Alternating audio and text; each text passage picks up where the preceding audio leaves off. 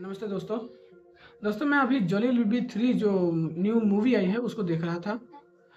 दोस्तों वो कहानी जो है एक राजस्थान के एक गरीब परिवार की है, जिसमें एक बूढ़ा आदमी होता है, उसकी बीवी होती है और उसकी एक बहू होती है। उसका लड़का जो है वो बॉर्डर पे शहीद हो चुका होता है। तो क्या होता है कि वहाँ एक बिजनेसमैन जो बहुत अमीर होता है, वो उस पूरे गाँव को एक्वायर करना चाहता था अपने किसी प्रोजेक्ट के लिए। तो कुछ लोगों को डराया धमकाया, कुछ लोग को लालच दिया, तो कुछ लोग अपना ज़मीन दे देते हैं। उस बूढ़े आदमी को भी यही बोला जाता है कि तुम भी अपना ज़मीन दे दो। लालच भी दिया जाता है, डराया भी जाता है, धमकाया भी जाता है। लेकिन वो बोलता है, "म्हारी ज़मीन, म्हारी मर्ज़ी।" दोस्तों ये एक लाइन नहीं है, इस लाइन में पूरी मूवी समाई हुई है।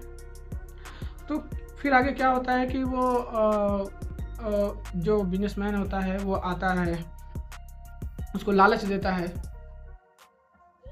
लेकिन क्या होता है कि उसके पहले ही उसको इतना डरा दिया जाता है उस बूढ़े आदमी को, तो वो एक सुसाइड नोट लिखकर मर जाता है। और क्या करता है वो, जो उसके बाद जो बिज़नेसमैन आता है तो वो भी उसको लालच देना चाहता है, लेकिन वो बुढ़िया औरत उसके पैसे को लेती नहीं है। तो वो उसको फेक एलिगेशन लगा देता है कि वो जो बूढ़ा मरा था, वो क्या करता है अपनी बहू के साथ गलत संबंध में था और लोग गाँव वाले जान न जाए, इस वजह से उसने सुसाइड कर लिया। और ये जैसे ही पेपर में छपता है, क्योंकि बिज़नेसमैन बड़ा आदमी था, तो पेपर में छपता है तो क्या होता है कि उसकी बहू पढ़ती है, वो भी सुसाइड कर लेती है। और ज़ाहिर-सी बात है कि जो आदमी वो जो विलेन था, जो बड़ा अमीर बिज़नेसमैन था, तो ज़ाहिर-सी बात है कि उसके सपोर्ट करने के लिए पॉलिटिशियन भी होंगे और सरकारी कर्मचारी भी होंगे, दलाल भी होंगे और उसके पाले हुए गुंडे भी होंगे, सब थे। तो क्या करती है वो बूढ़ी औरत, मजबूरन अपना सामान लेती है, कुछ सामान लेती है और चली जाती है दिल्ली, वहाँ हाई कोर्ट में अपनी पेशी देने के लिए, अपने केस को लड़ने के लिए कि नहीं, मेरे साथ गलत हुआ है, मुझे न्याय चाहिए, न्याय मांगने के लिए चली जाती हैं। दोस्तों जब लास्ट में सुनवाई होती है कोर्ट में, तो जो उस बिजनेसमैन का डिफेंडर होता है, वकील, वो बोलता है कि इस देश को विकास चाहिए। ये देश के जो नौजवान हैं, ये हमारा पूरा देश एक बुलेट की रफ्तार की तरह विकास को पकड़ना चाहता है और उसमें कुछ लोगों को मतलब सैक्रिफाइस, बलिदान देना पड़ेगा, ये ज़रूरी है, बिना ऐसा किए नहीं हो पाता है। लेकिन क्या सैक्रिफाइस सिर्फ गरीब को ही देना चाहिए?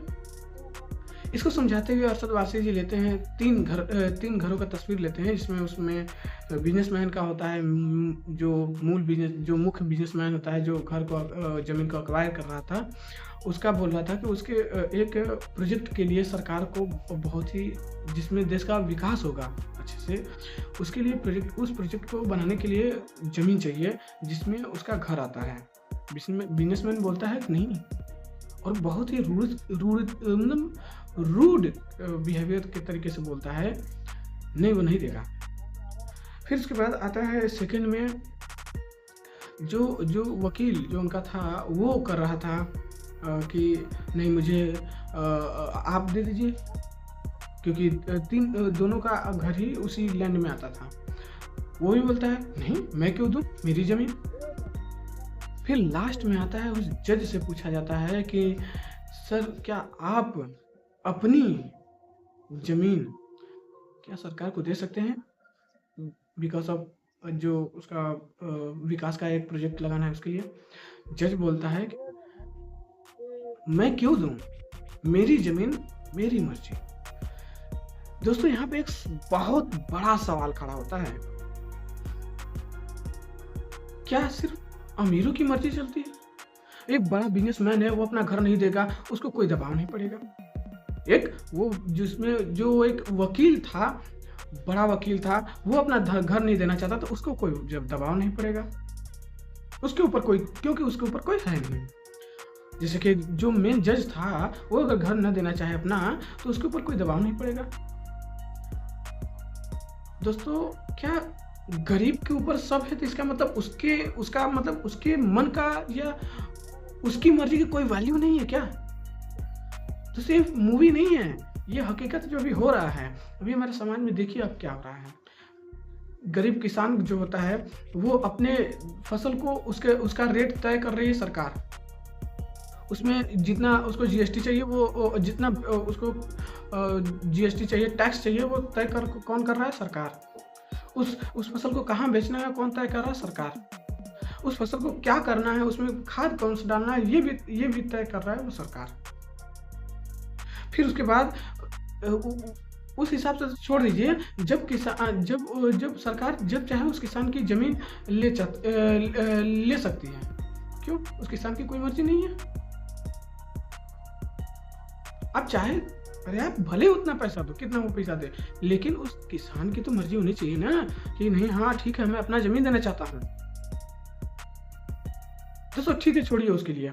हमारे देश का जो आम युवा है, जो वो क्या कर रहा है, वो उसको चाहिए रोजगार। वो पढ़ाई कर रहा है दिन रात। वो पहले तो सबसे बड़ी बात पढ़ाई, जो उसका जन्मसिद्ध अधिकार है। क्योंकि जो हमारे मूल अधिकार है उसमें शिक्षा का अधिकार एक बहुत बहुत मूल है, जिसको हटाया नहीं जा सकता। शिक्षा के लिए आप देख लीजिए क्या स्थिति चल रही है हमारे देश की। स्कूल बराबर बंद हो रहा है, शिक्षा पे 18% जीएसटी। सोचिए, कापी और किताबों पर अच्छे परसेंट टैक्स है। क्यों? आप अगर कोई मूवी देखने चाहते हैं, उसमें जितना टैक्स है उतना ही टैक्स पढ़ाई पे है। क्यों? पढ़ाई और मूवी दोनों एक ही होता है क्या? ये जंगल, अभी आपको पता होगा, जस्ट ₹1 पर ईयर के हिसाब से 1050 एकड़ जमीन अडानी को दिया गया है। क्यों? उसमें 10 लाख पेड़ हैं जिसको काट के अडानी पावर प्लांट बनाएगा, बैठाएगा। क्यों? वहाँ पे जितने जानवर रहते हैं, इंसानों को छोड़िए, जानवर क्या उनकी ज़िंदगी नहीं रहती है? अरे वो बोल नहीं पाते हैं क्या? ठीक है, उनको वो बोल नहीं सकते, क्या उनकी ज़िंदगी नहीं है? उनकी मर्जी ना सही, लेकिन अगर वो जंगल काट दिए जाएंगे तो सोचिए कि उसमें अगर कि उसमें जो भी जानवर पशु पक्षी रहते हैं वो कहाँ जाएंगे? उनकी मर्जी को कौन पूछता है? पहले उनकी ज़िंदगी देखिए। और हाँ, वहाँ का जो मध्य प्रदेश का जो ज़मीन लिया जा रहा है, क्या वहाँ की आम जनता को वो ज़मीन नहीं है? उस पे कोई अधिकार नहीं है? उसकी मर्जी नहीं है, उसकी मर्जी की कोई वैल्यू नहीं है। दोस्तों, ये जो मूवी है ना, ये सच में ये समझाती है कि हर किसी का मर्जी की वैल्यू है। लेकिन आज हमारे समाज में उसमें जो गद्दार था ना, बिजनेसमैन, जो जबरदस्ती अपनी ताकत, अपने पावर का गलत फायदा उठा रहा था, वो जबरदस्ती जो जमीन हड़प के अपने फायदे के लिए इस्तेमाल कर रहा था, वही काम कर रहे हैं अडानी, और उसका सपोर्ट कर रही है सरकार। और सोचिए, जबरदस्ती काम कर रही है। क्या हमारी आम जनता की कोई मर्जी नहीं है? हमारी आम जनता की मर्जी का कोई वैल्यू नहीं है? मेरा सवाल आपसे है, सीधे पूरी जनता से है, क्या आपकी मर्जी की कोई वैल्यू नहीं है? अगर है तो आवाज उठाइए, अगर नहीं है तो पड़े रहिए मुर्दों की तरह। फैसला आपका है। मिलते हैं नेक्स्ट वीडियो में, तब तक के लिए जय हिंद।